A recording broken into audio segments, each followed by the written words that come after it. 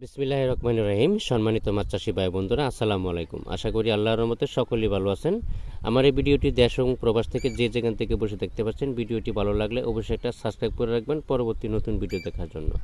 আজকে আমি আলোচনা করব মনুসেক্স তেলাপিয়া মাছের সম্পর্কে এবং কি লোকাল তেলাপিয়া মাছের সম্পর্কে।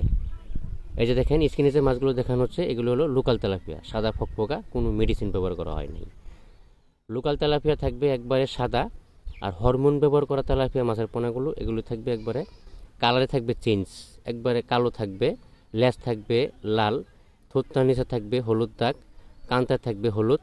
তাহলে বুঝতে পারবেন যে এটি অরিজিনাল মনুসেক্স তেলাপিয়া।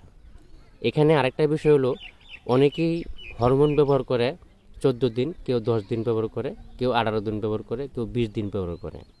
তো এখানে বোঝার কোনো ক্যাপাসিটি নাই, তবে এখানে আপনার যাচাই বাছাই করে মাছগুলো সংগ্রহ করতে হবে। আপনি যেখান থেকে মাছের পোনা সংগ্রহ করেন না কেন, অবশ্যই যাচাই বাছাই করে 28 দিন হরমোন কমপ্লিট কোন হ্যাচারিতে করা আছে এই বিষয়গুলো জেনে বুঝে তারপরে মাছের পোনাগুলো ক্রয় করতে হবে। আমরা সারা বাংলাদেশের ভিতরে হোম ডেলিভারির মাধ্যমে পোনাগুলো পৌঁছে দিয়ে থাকি। আর যদি আমরা সরাসরি আমাদের হ্যাচারিতে এসে হ্যাচারি ভিজিট করে তারপরে মাছের পোনাগুলো সংগ্রহ করতে পারবেন।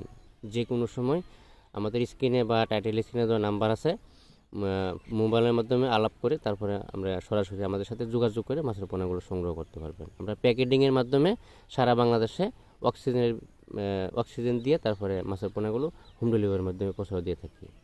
অবশ্যই ভিডিওটি ভালো লাগলে একটি সাবস্ক্রাইব করে রাখবেন পরবর্তী নতুন ভিডিও দেখার জন্য। আরেকটা কথা হলো, মাছ চাষি ভাইয়েরা যে কোনো ধরনের মাছের পোনা সংগ্রহ করবেন, অবশ্যই মাথার যে মাছগুলো আছে এই মাছগুলো সংগ্রহ করতে হবে, মানে গ্রেডের মাছের পোনাগুলো অরিজিনালটাই সংগ্রহ করবেন।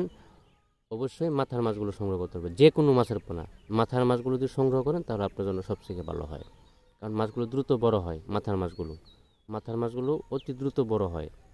নেড়জালদার থেকে কাড়াই করে তারপরে মাছের পোনাগুলো সংগ্রহ করতে হবে, তাহলে আপনার কোনো লসের সম্মুখীন হতে হবে না।